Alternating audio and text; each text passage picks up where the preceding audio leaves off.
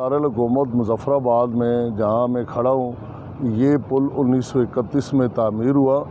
اور یہ پل واقعی ایک شاہکار ہے۔ آج بھی اس کی طرز تعمیر دیکھیں اور آج بھی اس کی کوالٹی اور کوانٹٹی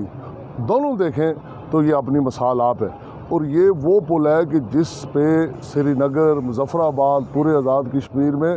تجارت ہوتی تھی، اور سابق دور حکومت میں، پیپلز پارٹی کے دور حکومت میں یہاں فوڈ سٹریٹ قائم کرنے کا ایک منصوبہ بنایا گیا تھا، اور وہ پھر حکومت کے خاتمے کے ساتھ ہی وہ منصوبہ دھرے کا دھرا رہ گیا۔ یہ کروڑوں روپے کے اخراجات سے جو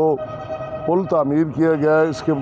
متبادل دوسرا پل بھی تعمیر ہو گیا، لیکن جو محکمہ آثار قدیمہ ہے اس کا کام تھا کہ اس کی لک آفٹر کرتے، اس کی جو ضروریات ہے اس کو مد نظر رکھتے، لیکن آج یہاں آوے کا آوا ہی بگڑا ہوا ہے۔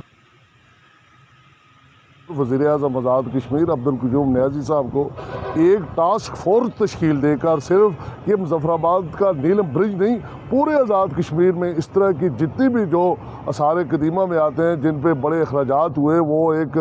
منفرد طرز تعمیر بھی ہے، ان کے لیے فنڈز مختص کریں اور ان محکمے کو ایکٹیویٹ کریں جو ان کے نام پہ تنخواہیں لیتے ہیں۔ اور میں سمجھتا ہوں یہ میڈیا کا بڑا کردار ہے کہ جو اس طرح کی چیزوں کو ہائی لائٹ کرتے اور حکومتوں کی توجہ مبذول کرواتے ہیں۔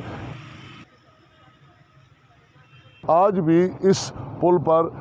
جو بنیادی ضروریات ہے وہ کسی بھی وقت ہنگامی صورتحال اگر پیدا ہو تو یہ پل اس وقت بھی کام آ سکتا ہے، لہذا فوری طور پر اس پر توجہ دے کر اس کی دیکھ بھال کے لیے